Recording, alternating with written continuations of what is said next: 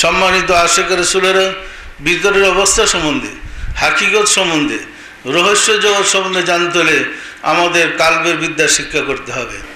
আর আমাদের এখানে নিয়মিত আমরা সেই কালবের শিক্ষাটা দিয়ে যাচ্ছি।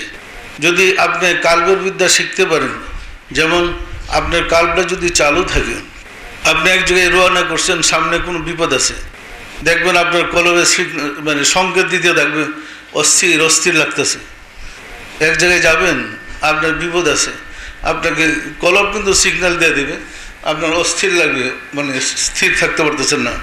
একজন মানুষ একদম সুন্দর হুজুর সাজে আপনাকে প্রতারণা করতে আসছে, উপরে পোশাক দেখলে মনে হয় যে করে নাই রাসূল, আইসা যখন কথা বলতেছে তখন আপনার কাল্ব যদি সজীব সতেজ থাকে, কালবে যদি জিকির চালু থাকে, সে কাল্ব আপনাকে সংকেত দিতে থাকবে যে লোকটা ধোঁকাবাজ, সে প্রতারক, আপনাকে ধোঁকা দিতে আসছে।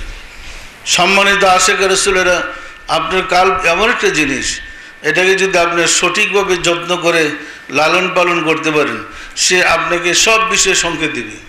আপনি যা জানতে চান কলবের সাথে যোগাযোগ করেন, কলবই বলে দেবে ভালো কোনটা, মন্দ কোনটা, হক কোনটা, না হক কোনটা। আপনি কলবের দ্বারা পরিচালিত হলে মঞ্জিলে মকসুদে পৌঁছতে আপনার কোনো ভয়ের কারণ নাই, পৌঁছে যাবেন।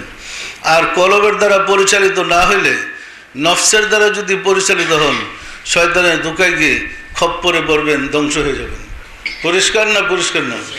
এই বিদ্যাটা শিক্ষা করার জন্য সুফি সাধকের সহবতে যেতে হয় এবং তালিম নিতে হয়।